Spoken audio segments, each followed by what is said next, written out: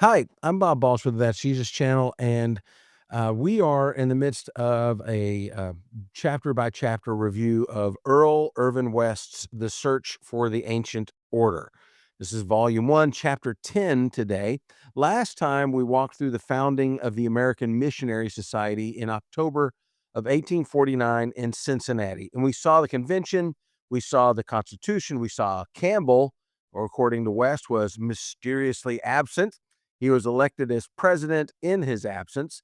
And this chapter goes after a question that would haunt the brotherhood for generations after Campbell's death.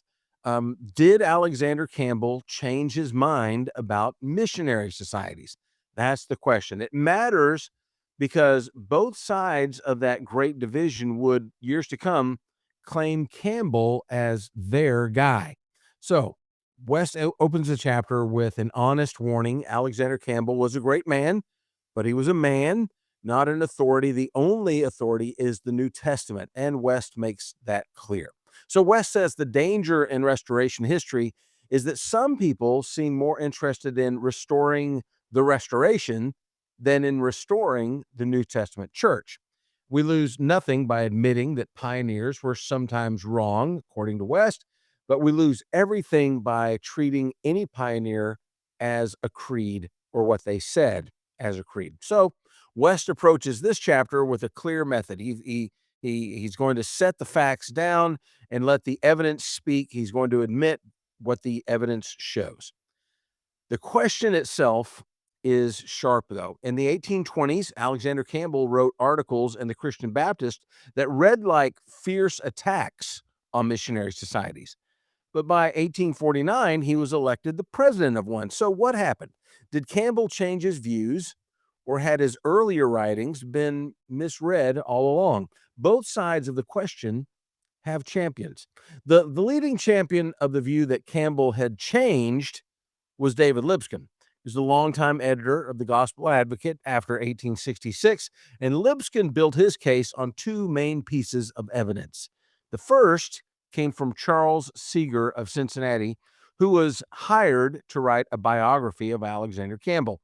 Now, Seeger went to Bethany College and was interviewed by Campbell's wife. He learned that in 1847, Campbell had taken a tour to Europe, and while he was abroad, he received the heartbreaking news that his son, Wycliffe, had drowned in his father's mill.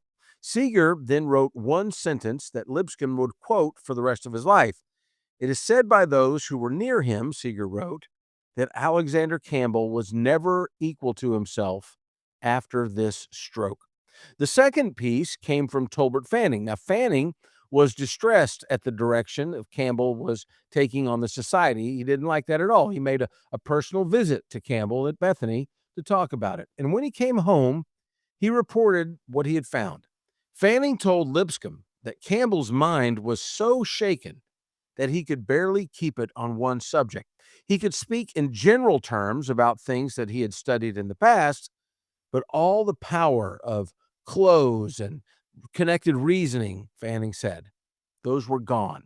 Campbell had to be constantly prompted to keep up in an ordinary conversation. So Lipscomb concluded that those two pieces of testimony, that Campbell in his older years was no longer the mental giant that he had been, his younger friends, according to West, had influenced him in favor of organizations that he would once opposed. He had built again, Lipscomb said, the very thing that once he had wanted destroyed. So, on the other side of the coin is a man named W.K. Pendleton. This is Campbell's son-in-law and his successor at Bethany College. Pendleton was called on to defend this missionary society and Campbell's position twice. Once in 1866, after Ben Franklin turned the American Christian Review against that missionary society, and then once again in 1874 when the society had reached another low point. Pendleton's argument was simple. There is a class of brethren, he said, who treat the Christian Baptist almost like it was scripture. They imagine it has spoken oracles on subjects that it actually said very little about. The truth, Pendleton said, is that in the early Christian Baptist, Campbell was fighting sectarianism on every side. He attacked the missionary plans of the sects because he saw them as part of the broader system of human church machinery. But his arrows, Pendleton said, were aimed at the scheme of the sectarian missionary society, not at the missions themselves, not at the principle of cooperation. Well, Charles L. Lewes, longtime president of the College of the Bible, he made the same case. Lewes said that Campbell had been calling for united cooperation for years before 1849. The convention and the society were the working out of what Campbell had been pushing all along. Well, Lipscomb, he's unmoved.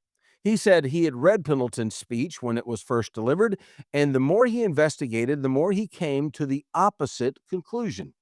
Lipscomb wrote that he esteemed Pendleton as a scholarly and conscientious man, but on this particular subject, he was a prejudiced juror.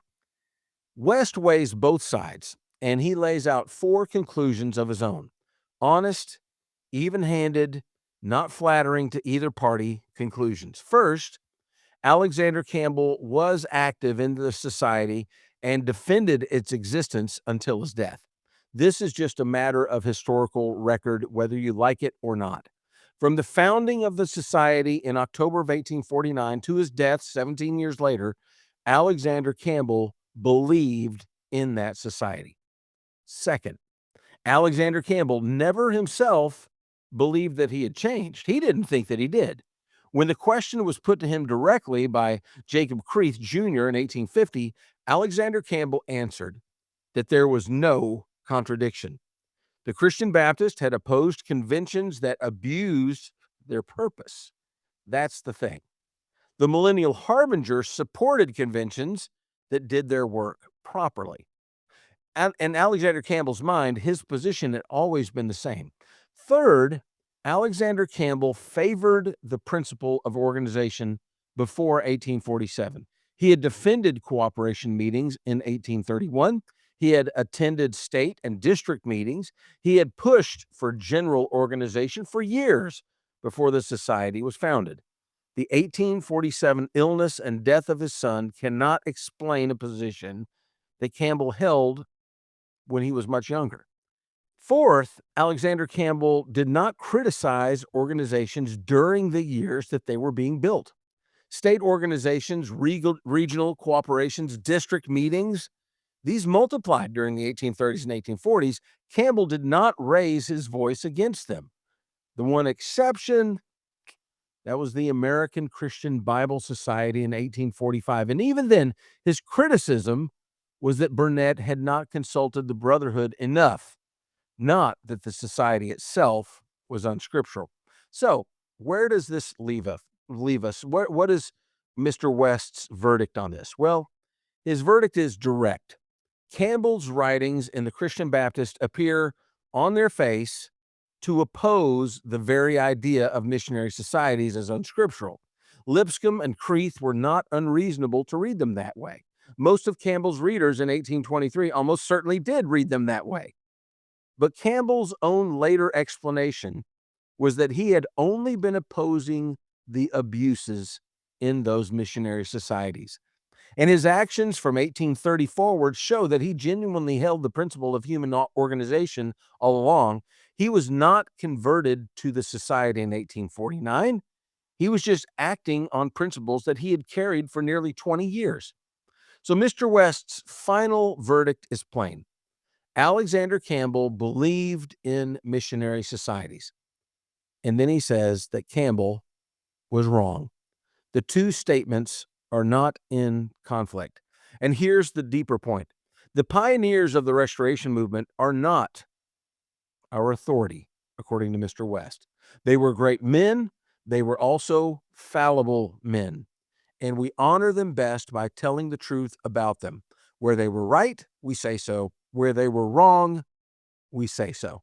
The New Testament is the only standard, according to Mr. West. Well, this chapter sets the stage for everything that comes after in this series of books.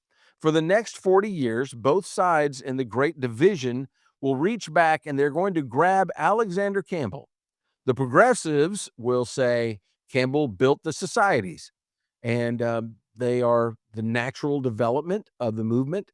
The conservatives are going to say something different. They're going to say that Campbell wrote the Christian Baptist, and the societies are exactly what he warned against. Both sides are going to be partially right, according to Mr. West. Campbell did build the societies in the 1840s. Campbell did write the Christian Baptist in the 1820s. The question is whether those two things are consistent with each other. Campbell himself believed that they were consistent. The conservatives believed that they were not. And here is the part that's hard to face. Campbell had been arguing for human organizations as far back as 1831, long before any illness, long before any drowning of his son. And the principle was already there. The lesson that the conservatives drew from this is the lesson that the churches of Christ have carried ever since. It is dangerous to depend on any man, however great, as the anchor. Even the best men can be wrong. Even Alexander Campbell can be wrong. The Bible alone is the standard. When a beloved leader's practice differs from the apostolic pattern, the practice has to give way, not the pattern. And that is the principle that would carry the churches of Christ through the storms ahead. The first storm we're about to see was the rising opposition to the very society that Alexander Campbell had been elected to lead. All right. Well, there's that. This episode is done. We're going to go on to the next episode, but in case you haven't done so yet, I would really like your comments on this episode. Tell me what you think. Was Alexander Campbell consistent, or did he change his views? It's an interesting topic because you've got very scholarly men on both sides disagreeing. You got two sides of the Restoration movement disagreeing, and I'd like to know your opinion. While you're at it, writing that comment, go on ahead and like this episode, share it. Go on ahead and if you don't mind subscribing, I would appreciate that as well. And we're going to end every episode the same way with this question: are you trusting something to save you, or are you trusting the Savior? I'm Bob Baulch with the That's Jesus channel. Have a great day and be blessed.